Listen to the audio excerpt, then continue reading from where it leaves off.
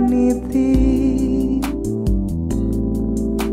You're more than gold, more than anything. Lord, you're everything to me. I will never let you go, never ever let you go.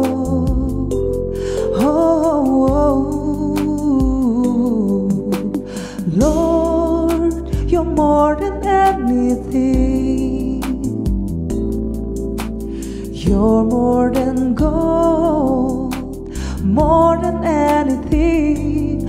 Oh Lord, you're everything to me. I will never let you go, never ever let you go. Your love is higher, higher than the heaven. Your mercy is deeper, deeper than the earth. Your grace is wider, wider than the ocean. I will never let you go, never ever let you go. Your love is higher, higher than the heaven. Your mercy is deeper, deeper than the earth. Your grace is wider, wider than the ocean.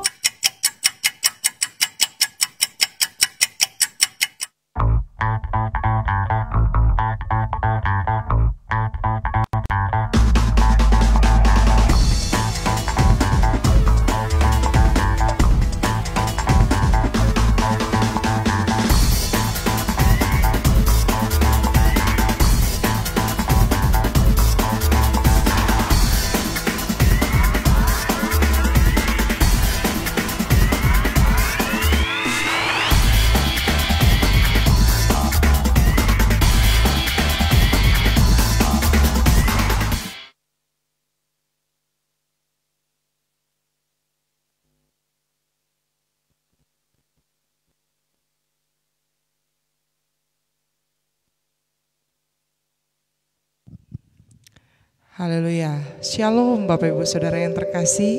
Pagi hari ini kita bersama-sama mengawali hari ini bersama dengan Tuhan. Dan biarlah sepanjang hari kita mau menyenangkan hati Tuhan. Mari siapkan hatimu, kita mau mendengarkan suara Tuhan. Kita mau meresponi dan tentunya kita mau melakukan kebenaran firman Tuhan. Haleluya.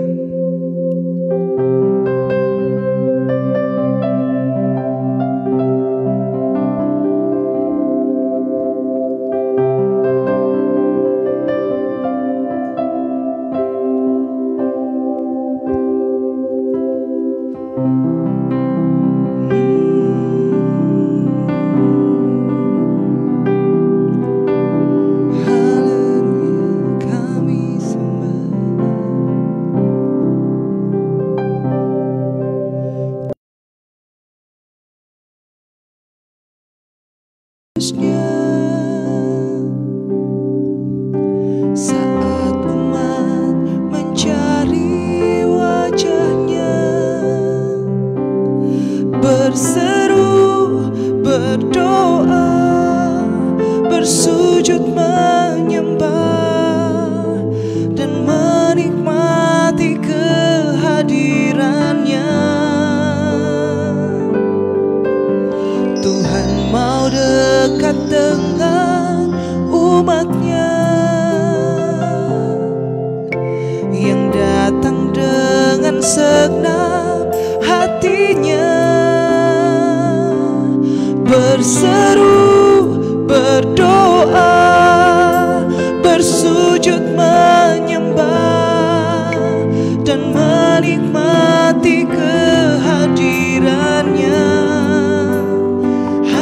Hadiratmu memenuhiku,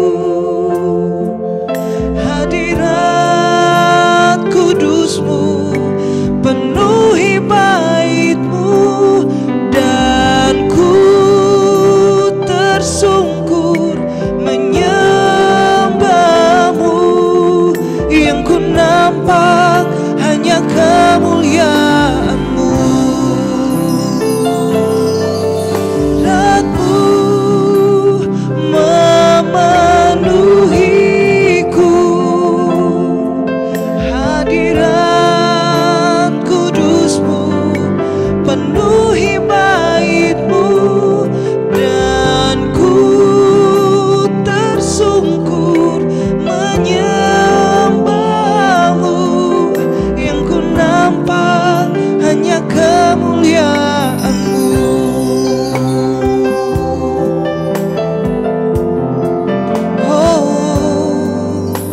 Tuhan hadir di bait kudusnya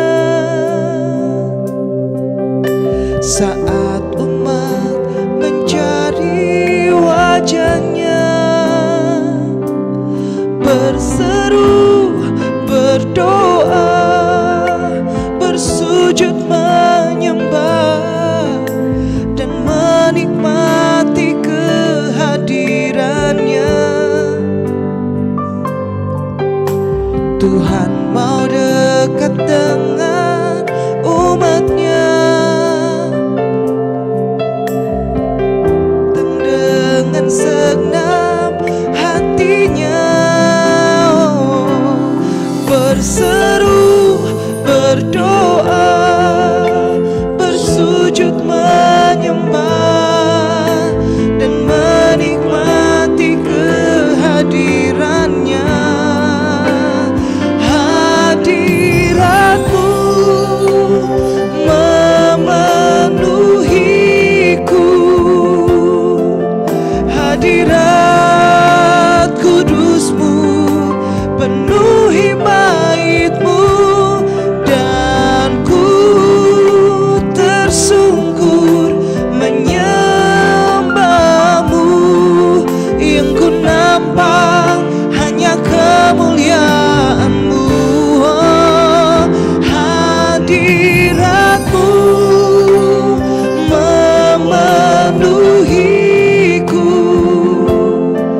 hadirat kudusmu penuhi baitmu, dan ku tersungkur menyembahmu. Yang ku nampak hanya kemuliaanmu. Hadiratmu memenuhiku, hadirat kudusmu penuhi baitmu, dan ku tersungkur menyembahmu. Yang ku nampak hanya kemuliaanmu. Yang ku nampak hanya kemuliaanmu. Yang ku nampak hanya kemuliaanmu.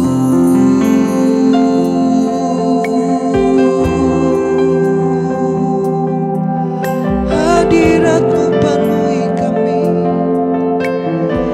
dengan segenap hati kami menyembahmu Tuhan.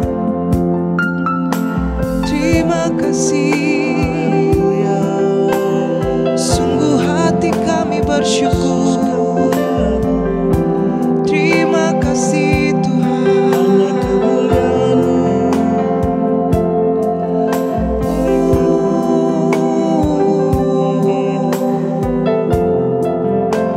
Haleluya.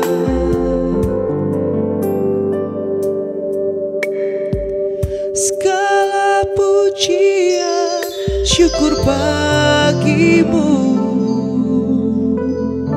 Kau hadir dalam hidupku.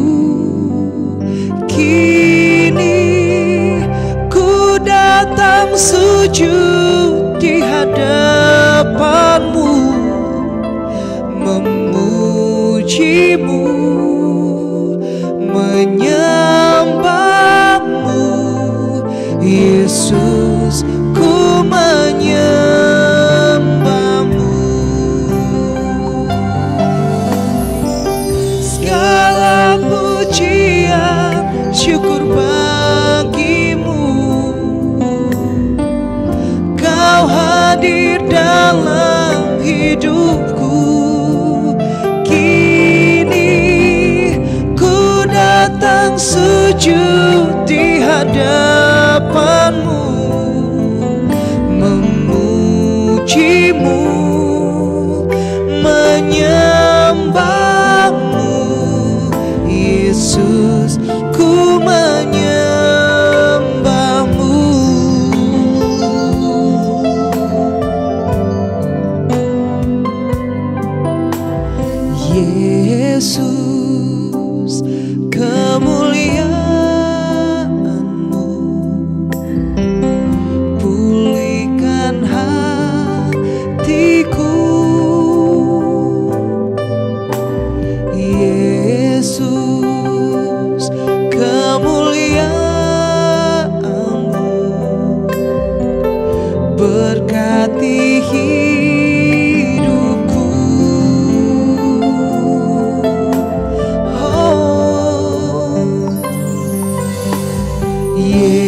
Yesus, kemuliaan-Mu.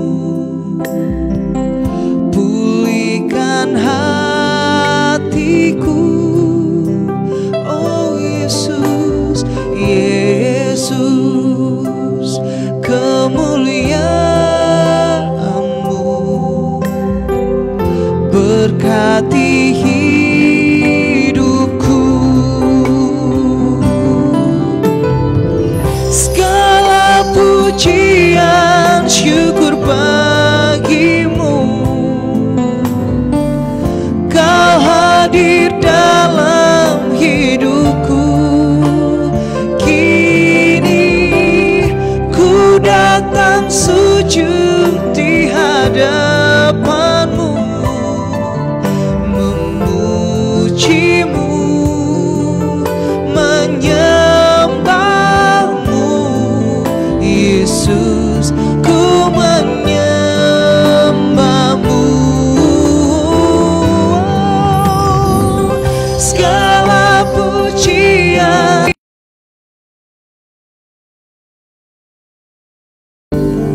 Kau hadir dalam hidupku, kini ku datang sujud di hadapan-Mu, memuji-Mu, menyembah-Mu. Yesus, ku menyembah-Mu.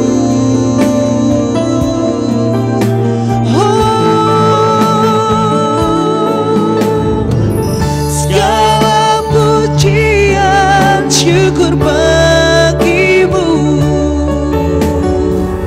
Kau hadir dalam hidupku, kini ku datang sujud di hadapan-Mu, memuji-Mu, menyembah-Mu. Yesus, ku menyembah-Mu. Kami memuji-Mu, memuji-Mu, oh, menyembah-Mu. Yesus, ku menyembah-Mu,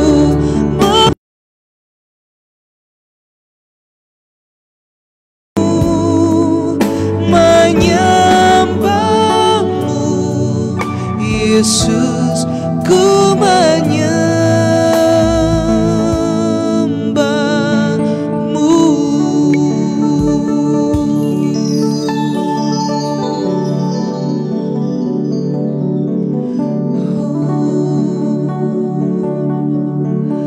Haleluya, Kau ku sembah,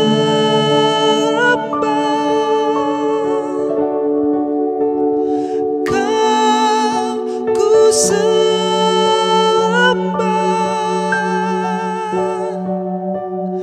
Kau ku sembah,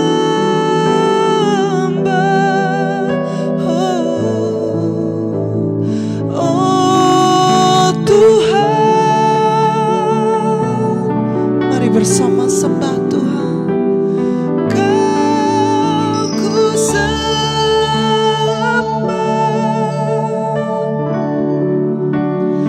Kau ku sembah,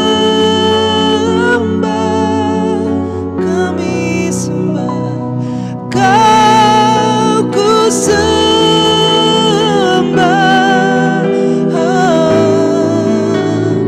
oh Tuhan. Kau kami sembah, katakan. Kau ku sembah. Dengan segenap hati kami menyembah Engkau Tuhan. Terima kasih Tuhan. Sungguh kami menyembah Engkau. Oh Tuhan, kami sembah.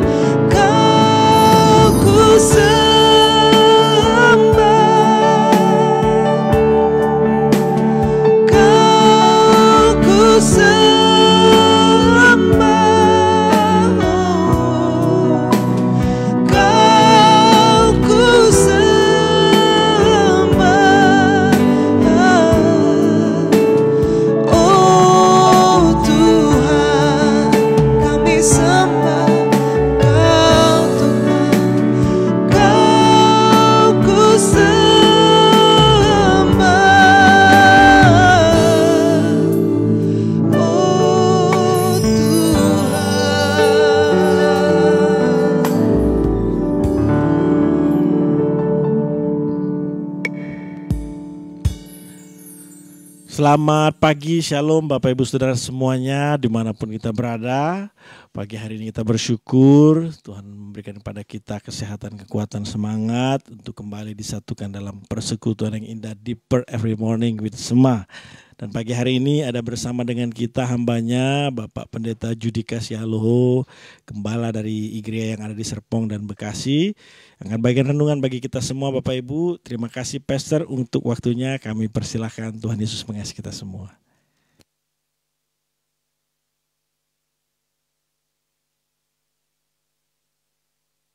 Kali mau mendengarkan kebenaran firman Tuhan, mendengarkan Tuhan mengajar kami, berbicara kepada kami Tuhan. Kiranya kebenaran-Mu ini memberkati kami, menguatkan kami, menghiburkan kami, meneguhkan kami, membersihkan kami ya Tuhan. Menyucikan kami ya Tuhan. Kami boleh menjalani hari-hari kami sepanjang hari ini. Tuhan menolong kami semuanya. Memberi kami kemampuan mengerti firman-Mu. Memberi kami kemampuan untuk melakukannya. Terima kasih Tuhan. Di dalam nama Tuhan Yesus kami berdoa. Amin. Baik Bapak Ibu, kita mulai dari Roma pasal 8 ayat 31. Mari kita membaca bersama-sama. Roma pasal 8 ayat 31. Kalau Bapak Ibu sudah menemukannya, marilah kita membacanya secara bersama-sama. Mari kita membaca secara bersama-sama Roma 8 ayat 31. Beginilah firman Tuhan. Sebab itu apakah yang akan kita katakan tentang semuanya itu? Jika Allah di pihak kita, siapakah yang akan melawan kita? Satu kali lagi saya baca. Sebab itu apakah yang akan kita katakan tentang semuanya itu? Jika Allah di pihak kita, siapakah yang akan melawan kita? Saudaraku, ini adalah sebuah pertanyaan yang disampaikan Paulus kepada jemaat Roma. Tapi pertanyaan ini sesungguhnya pertanyaan retorik yang tidak memerlukan jawaban, karena tentu jemaat Roma dan kita hari ini pun tahu apa jawabannya. Siapa lawan kita kalau Tuhan di pihak kita? Tentu tidak ada yang bisa melawan kita. Nah, ayat ini saudaraku yang dikasih Tuhan menjadi sebuah boleh kita katakan sebuah kesimpulan atau mengclosing ayat-ayat yang dikatakan oleh Paulus dari ayat-ayat sebelumnya. Tapi sebenarnya bisa kita memperhatikan dari ayat pertama. Tapi begitu panjang tentunya. Ya, dari pasal pertama maksud saya. Nah, jadi sekali lagi, sebab itu apa yang akan kita katakan tentang semua itu? Jadi ada sebuah keyakinan. Tuhan telah mengatakan begini, paling tidak dari pasal 5 lah kita potong. Ya, karena engkau di dalam Kristus, ya kau dibenarkan oleh Kristus dan engkau memiliki damai sejahtera. Masuk kita ke pasal 6-nya, engkau telah dibebaskan dari kuasa dosa. Karena engkau telah menyatu dengan Kristus, satu dalam kematian, satu dalam kebangkitannya, maka engkau dibebaskan. Kita semua dibebaskan dari kuasa dosa. Dan kita tidak lagi di bawah kuasa dosa. Kemudian kalau kita memperhatikan di pasal 7-nya, dikatakan di situ bahwa kita yang dalam Kristus tidak hidup lagi di bawah hukum Taurat. Kita sudah bebas dari kuasa hukum Taurat. Kita tidak hidup dari hukum-hukum. Kita tidak diselamatkan karena melalui hukum ini, jangan ini, jangan itu. Kemudian begitu kita masuk di pasal 8, saudaraku, dikatakan bahwa kita hidup oleh roh. Tidak ada penghukuman lagi bagi mereka yang hidup oleh roh. Kita berjalan dalam roh. Karena kita berjalan dalam roh, saudaraku, maut bukan hal menakutkan lagi. Roh Allah yang menghidupkan kita. Nah, lalu kita potong langsung di ayat yang ke-28 dalam Roma pasal yang ke-8 itu. 28 dikatakan begini, kita tahu sekarang bahwa Allah turut bekerja dalam segala sesuatu untuk mendatangkan kebaikan bagi mereka yang mengasihi Dia, yaitu bagi mereka yang terpanggil sesuai dengan rencana Allah. Pasal 5, pasal 6, pasal 7, pasal 8 tadi dikatakan, saudaraku, bahwa sungguh kita adalah orang-orang yang telah diselamatkan, orang yang telah dibebaskan karena Kristus, karena kasih karunia itu. Dan dalam perjalanan kita ini, dalam perjalanan kehidupan kita beriman kepada Tuhan, Paulus mengatakan bahwa kita juga tahu bahwa dalam segala hal Allah itu turut bekerja. Baik itu suka maupun duka, baik itu kelaparan maupun kenyang, baik itu kelimpahan maupun kekurangan, Allah turut bekerja di dalamnya. Untuk apa? Mendatangkan kebaikan. Jadi Allah memakai seluruh peristiwa-peristiwa itu, saudaraku, bagi kita yang mengasihi, untuk membentuk kita menjadi semakin seperti Kristus. Lalu di ayat 29 dikatakan, sebab semua orang yang telah dipilihnya dari semula, mereka juga ditentukannya dari semula untuk menjadi serupa dengan gambaran anaknya, supaya ia anaknya itu menjadi yang sulung di antara banyak saudara. 30, dan mereka yang ditentukannya dari semula, mereka itu juga dipanggilnya, dan mereka yang dipanggilnya, mereka itu juga dibenarkannya, dan mereka yang dibenarkannya, mereka itu juga dimuliakannya. Nah, setelah itu lalu dia closing, dia kasih kesimpulan, saudaraku, dengan sebuah pertanyaan retorik kepada kita semua daripada jemaat Roma hari itu. Nah, sebab itu, dengan memahami yang sebelumnya, betapa Tuhan telah memberikan kasih karunia-Nya kepada kita, memberikan kuasa kepada kita, dan menuntun jalan kita, dan selalu ada bersama dengan kita. Nah, sebab itu apa yang mau kita katakan lagi? Kita mau bahas apa lagi tentang itu, coba?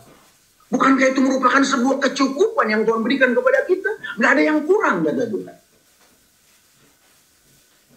Di ayat 32-nya dikatakan untuk melengkapi soal kecukupan itu, yang menyimpulkan pasal-pasal sebelumnya tadi itu, ia yang tidak menyayangkan anaknya sendiri, tetapi yang menyerahkan bagi kita semuanya, bagaimana mungkin dia tidak mengaruniakan segala sesuatu kepada kita bersama-sama dengan dia? Jadi di sini Tuhan sedang berbicara, tentang Paulus sedang membicara kepada kita tentang kecukupan Allah. Artinya kalau kita berada dalam Allah, dalam Kristus, Kristus cukup bagi kita, saudara. Kita tidak membutuhkan yang lain kecuali Kristus. Tapi kalau orang yang tidak mengasihi Tuhan mendengar ini kayak dongeng aja ya, kayak Allah gitu, saudara. Tapi kita orang yang mempercayai kebenaran firman Tuhan, Tuhan yang mengajari kita. Jadi Tuhan itu cukup bagi kita. Alkitab cukup bagi kita. Firman Allah cukup bagi kita. Nah, Bapak Ibu yang dikasihi Tuhan. Jadi memang bagian daripada mempercayai Allah itu ya, bukan sesuatu hal yang mudah. Itu sebuah proses terus menerus. Kita sudah tahu bahwa kita ada dalam Kristus, tapi dalam proses perjalanan untuk terus mempercayai Tuhan, belajar menggantungkan hidup kepada Tuhan, itu satu proses terus menerus, saudaraku. Bukan sesuatu hal yang mudah juga. Kenapa? Karena kita manusia ini sudah jatuh dalam dosa, hidup dalam tubuh jasmani ini. Ya sering sekali iman kita tuh iman jasmania. Kalau belum terasa pertolongan Tuhan, rasanya tidak dekat Tuhan gitu. Iman jasmani, apalagi Tuhan sudah berkata bahwa we live not by sight but by faith. Kita hidup bukan karena melihat tapi karena percaya. Disinilah jatuh bangunnya orang percaya. Jadi kalau kita memperhatikan, saudaraku, kiri kanan kita, mungkin dari dulu teman-teman kita ada yang undur dari Tuhan. Kenapa? Begitu berat persoalannya. Persoalan apa? Persoalan ekonomi, sakit penyakit, dibully, disepelekan, disakitin, dan lain sebagainya.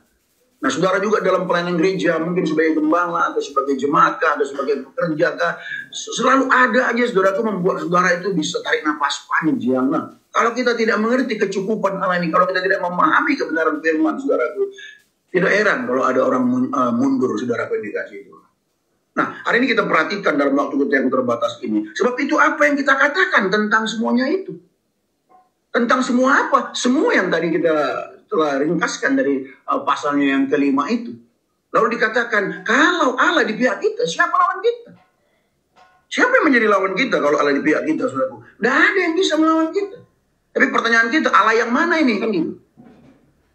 Jika Allah di pihak kita, Allah yang mana? Nah, tentu Allah yang disampaikan oleh Alkitab. Kejadian 1 ayat 1 berkata, pada mulanya Allah. Allah yang telah memulai semuanya. Allah yang mighty itu, saudara. Allah yang maha perkasa itu. Allah yang berkuasa. Allah yang luar biasa. Allah semua maha kuasa, maha kuat. Kalau Allah itu di pihak kita, siapa lawan kita? Dia yang menciptakan saudara, makanya ada. Dulu kita tidak ada, sekarang ada. Akan tiba waktunya kita tidak ada di bumi ini. Dia yang menciptakan triliunan planet-planet ini. Coba bayangin, saudara. Luar biasa bukan Allah kita?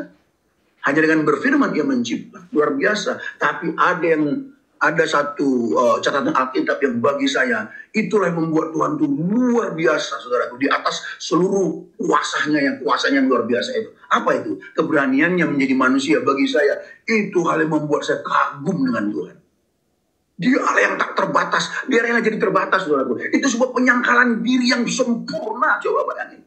Dia Allah yang maha kudus. Dia rela jadi dosa. Dia Allah yang mulia, rela jadi hina. Di mana nyari orang yang mau seperti itu? Hanya Allah kita. Allah mana, saudaraku?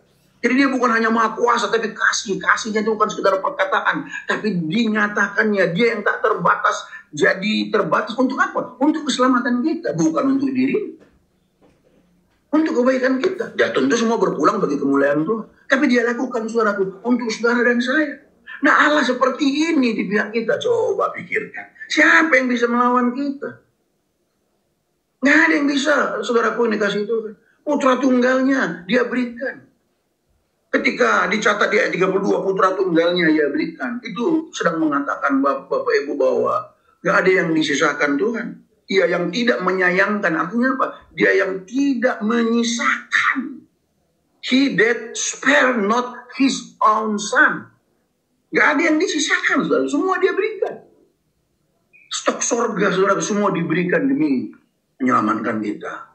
Nah ini kan satu kebenaran yang nggak boleh kita lupakan. Kalau ini kita lupakan, maka kita akan hidup seturut dengan hukum-hukum. Kita akan mencoba dibenarkan Tuhan dengan melakukan perbuatan-perbuatan baik. Dengan aktivitas-aktivitas kerohanian. Berdoa, berpuasa, memberi persepuluhan lah, bersedekah dan lain sebagainya. Maka kita akan berusaha.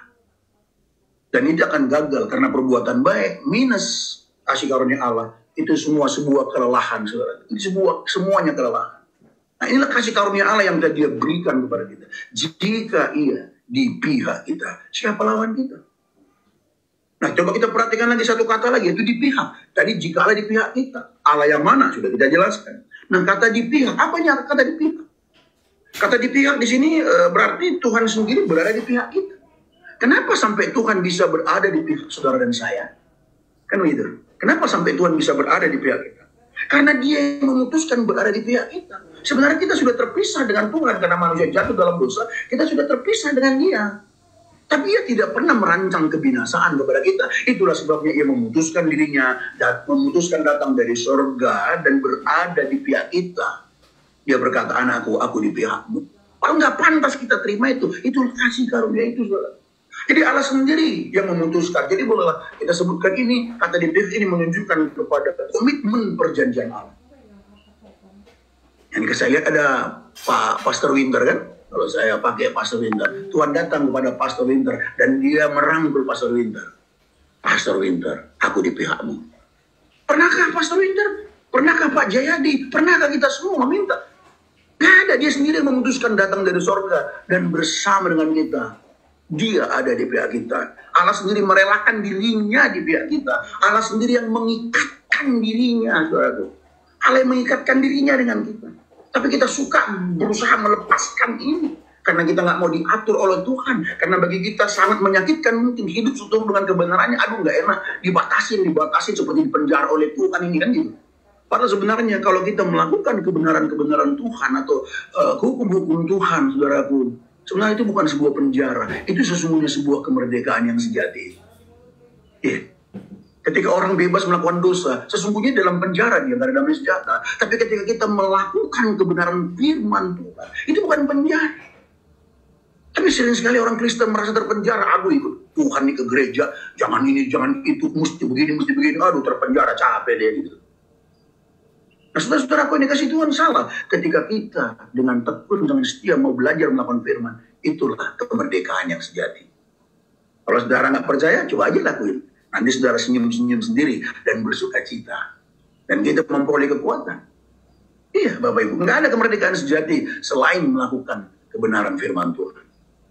Mari sama-sama kita mentaati kebenaran firman Tuhan. Ya, sekali lagi, jadi jika Allah di pihak kita, Allah yang mana? Sudah dijelaskan. Di pihak kita, apa maksudnya di pihak? Bagaimana sampai Tuhan ada di pihak kita? Dia yang memutuskan sendiri. Dia yang memilih datang dari sorga menjadi manusia. Dia ada di pihak kita, saudaraku. Ya, Bapak Ibu yang dikasih Tuhan, dia sendiri yang berkata kepada Abraham, Abraham, akulah Allahmu. Itu Tuhan sendiri yang mengatakan, akulah Allahmu. Dalam hukum Taurat itu awal-awal dia katakan, akulah Tuhan Allahmu yang membebaskan engkau dari perbudakan Mesir. Dia Allah yang selalu berinisiatif, saudaraku, yang dikasih Tuhan.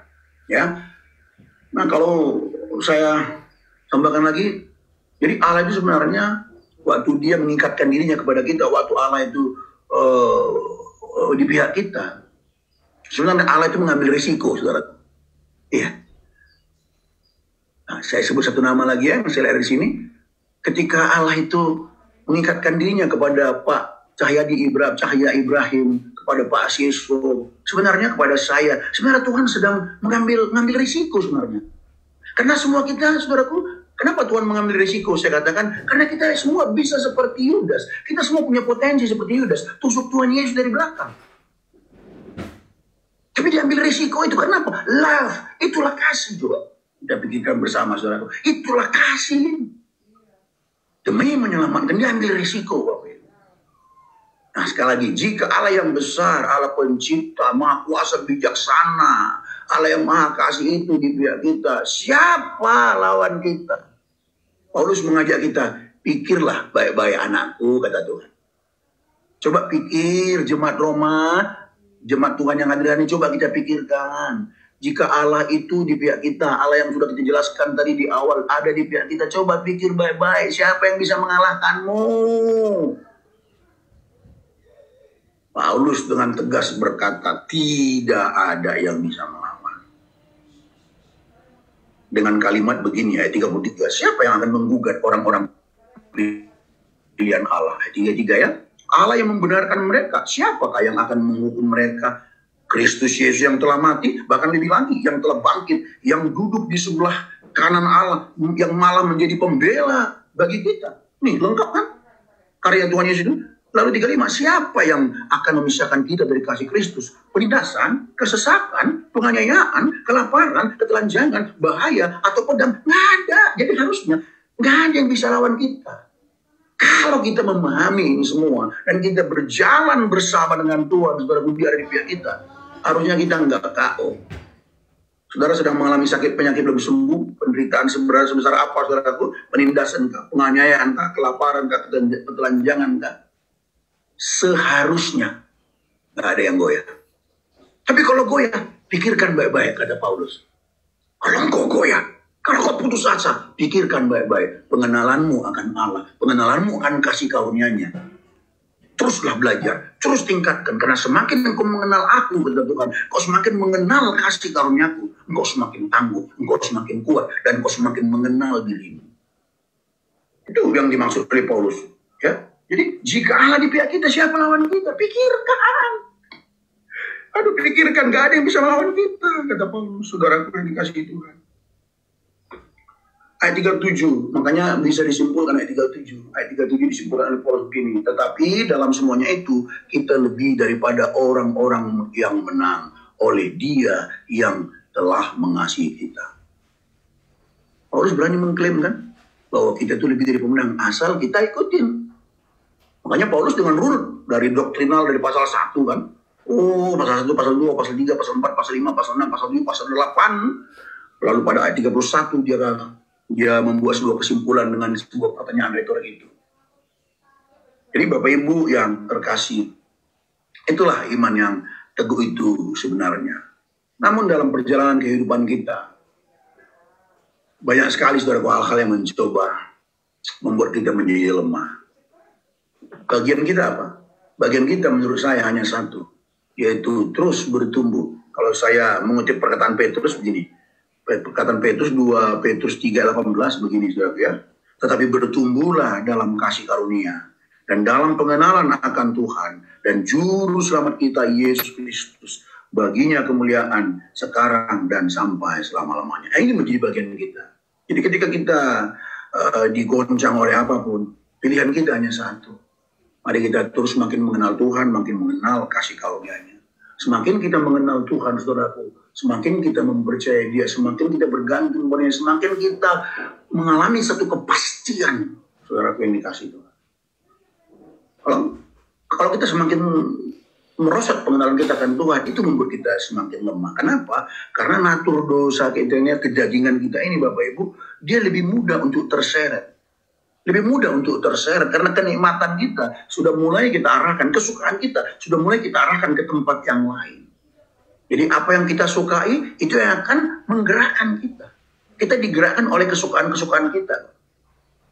Kita digerakkan oleh kesenangan-kesenangan kita. Dan kesenangan kita nggak bisa bohong. Apa yang saudara hobiin, apa yang saudara sukai, apa yang saudara nikmati, apa yang saudara senangi, kita akan di drive ke sana. Kita akan ditarik, itu nggak bisa. Alangkah indahnya kalau kita menyukai firman Tuhan. Alangkah indahnya Tuhan, aku mau mengenal Engkau lebih dalam lagi. Dan semakin saudara mengenal kasih karunia Tuhan, saudara dan saya semakin mengenal kebrengsekan kita, semakin mengenal noda-noda kita, semakin kita lihat kejahatan kita. Jadi semakin kita mengasihi Tuhan, semakin kita melihat terang Tuhan, semakin kita mengenal kasih karunia, semakin kita lihat, waduh Tuhan betapa berdosanya aku, betapa jahatnya aku ya Tuhan. Itu membuat kita tersungkur. Kenapa? Karena kita sedang bercermin, semakin kita kenal. Ya, sang cermin itu saudaraku, dalam tanda petik ya. Apakah cocok saya katakan sang cermin, kayak dalam tanda kutip ya. Kita sedang bercermin kepada Tuhan. Ketika kita semakin mengenal Tuhan, kita semakin bercermin kepada Dia, semakin kita lihat kebobrokan kita. Jadi kalau ada orang berkata, aku semakin mengenal Tuhan, dan sekarang levelku udah segini, aku udah begini, saya nggak percaya dia kenal Tuhan. Dia melihat dirinya udah semakin baik, semakin kudus lah, semakin ini, saya nggak percaya dia mengenal Tuhan. Karena yang saya pahami dari Alkitab adalah, kalau kita semakin mengenal Tuhan, semakin kita lihat kebobrokan kita. Kita nggak pernah memuji-muji diri kita. Yang kita tahu, Tuhan, siapakah aku? Itulah yang terjadi kepada Petrus, saudaraku, di Danau Galilea itu ketika Tuhan berkata, lemparkanlah jalamu, ya, lemparkan jalamu. Lalu Petrus berkata, aduh, guru, dia panggil Rabi kan. Guru, kalau buka-buka kitab suci, buka Taurat Tuhan, engkaulah jagonya guru. Tapi kalau soal menangkap ikan, akulah jagonya. Tapi guru, karena engkau yang suruh. Nah, ini ada kesungkanan terhadap rohaniwan kan. Dari dulu sampai hari ini tetap masih ada kesungkanan. Walaupun hari ini juga banyak orang makin gak sungkan, nggak makin kurang respect juga kepada hamba Tuhan di zaman now ada banyak. Ya, mungkin karena kesalahan-kesalahan kita hamba Tuhan juga, ya bisa saja. Tapi itu fakta. Tapi yang kesungkanan, keengganan, keseganan, hormat dari dulu. Ya, Petrus, ya aduh guru kalau soal nangkap ikan, aku jagonya. Kau suruh pula aku guru melemparkan ke sebelah. Sinilah jalanku. Tapi karena engkau yang suruh, sebagai rohaniwan, ya udahlah aku lebarkan jalanku. Lalu terjadi sesuatu, mujizat saudaraku ya, ikan banyak ditangkapnya. Kemudian terceliklah mata Petrus dan semakin mengenal dia, siapa yang di hadapan dia langsung merasa nggak layak, dia langsung loncat ke dalam air, dia berubah dari Rabi menjadi Tuhan. Tuhan, aku tak layak. Jadi semakin saudara mengenal Tuhan, semakin saya mengenal Tuhan, makin kita lihat betapa payahnya, betapa bobroknya, betapa jahatnya kita ini. Tapi Tuhan menerima kita apa adanya. Nah, memahami ini saudara itu sehingga ada pun kelaparan, ada kesulitan kita. Nggak enak sih jujur ya. Persoalan itu berat nggak enak jujur aja. Kita ekonomi pas-pasan, kekurangan, mau bayar ini aja, mau bayar uang sekolah anak pun kadang-kadang, kembang kempis, jujur nggak enak. Mungkin di sini, nggak enak, tapi bukan berarti kita tidak bisa sukacita. Ya kan? Bukan berarti kita nggak bisa sukacita. Itulah indahnya kekristenan itu. Nah, pada waktu kita lah yang terbatas, Bapak Ibu ini kasih Tuhan. Jadi sekali lagi, ayo kita pikirkan baik-baik, kata Paulus. Kalau Allah di pihak kita, Allah yang maha kuasa, maha adil, maha bijaksana, maha kasih, yang rela menjadi manusia untuk menyelamatkan kita, yang mengikatkan dirinya kepada kita, yang berada di pihak kita, itu ada bersamamu. Coba pikirkan, masa sih engkau kalah, masa kau mundur hanya karena lapar, kata Paulus. Masa sih kau mundur hanya karena persoalanmu itu, gimana sih, kata Tuhan, kata Paulus, saudara. Nah, dengan demikian fahamlah kita bahwa Allah itu cukup bagi kita. Allah itu cukup bagi kita. Pasti saudara, kalau kita dari kalangan Pentakosta, pasti kenal nama ini. Smith Wigglesworth gitu lah. Yang kalau kita pernah baca tahun-tahun 1900 dia.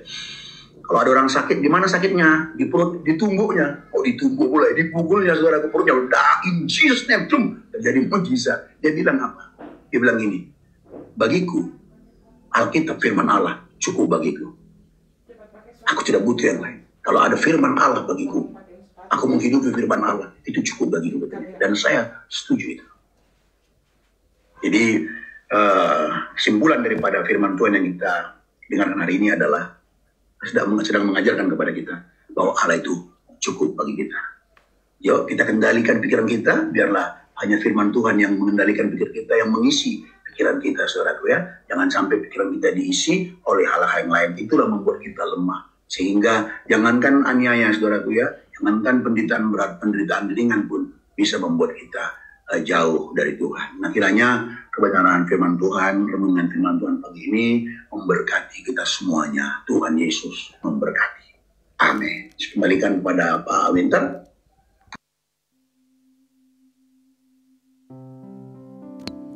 Puji Tuhan, terima kasih kepada Bapak Pendeta Judika yang sudah membagikan renungan pada pagi hari ini. Memberkati kita semua Bapak Ibu Saudara. Baik, kami ingin menyapa setiap Bapak Ibu Saudara yang bersama-sama dengan kami pada pagi hari ini. Selamat pagi untuk seluruh Sobat Sema, hamba-hamba Tuhan. Kami ucapkan selamat pagi, Shalom kepada Bapak Ibu Saudara. Di sini sudah beberapa yang open camp, ada Bapak Arnold, lalu Pak Sulaiman, ada Pak Siswo, Pak Jayadi, kemudian juga ada Ibu, lalu ada Ibu Lili, ya, ada Pak Edi, kemudian ada Pak Yahya juga, dan Bapak Ibu Saudara lainnya.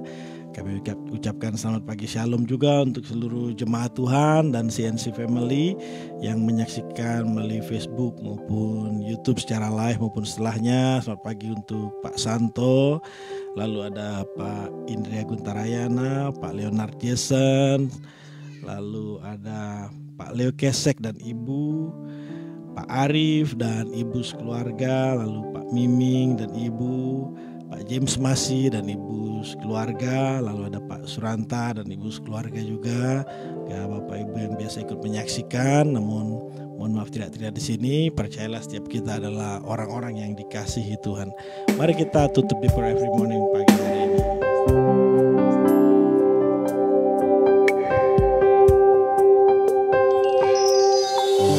Kasih Tuhan tak berkesudahan, oh tak habisnya rahmat-Nya, selalu baru setiap hari, baru setiap hari, besar setiamu Tuhan, besar setiamu,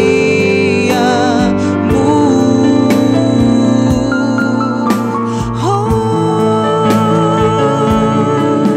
kasih Tuhan tak berkesudahan, tak habisnya rahmat-Nya, selalu baru setiap hari, baru setiap hari, besar setiamu Tuhan, besar setiamu Tuhan, besar setiamu.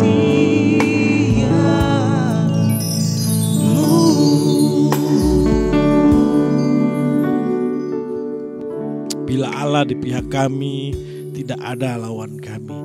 Cukuplah Engkau dalam hidup kami Tuhan. Cukuplah kebenaran firman-Mu dalam setiap langkah jalan hidup kami. Apapun yang sedang kami alami hari ini, kalau Tuhan bersama dengan kami boleh melewati semuanya. Terima kasih untuk Bapak Pendeta Judika yang sudah Engkau pakai pada pagi hari ini untuk menyampaikan isi hati-Mu. Biarlah Tuhan senantiasa memberkati menyertai hamba-Mu ini dimanapun berada, baik dalam kehidupan keluarga, pekerjaan, pelayanan, dan khususnya dalam pengembalaan. Penyertaan Tuhan sempurna melalui kehidupannya. Nama-Mu saja dimuliakan Tuhan. Terima kasih untuk hari yang baru, hari yang Kau sediakan bagi kami semua. Kami ingin menjalani hari ini bersama dengan Tuhan Yesus.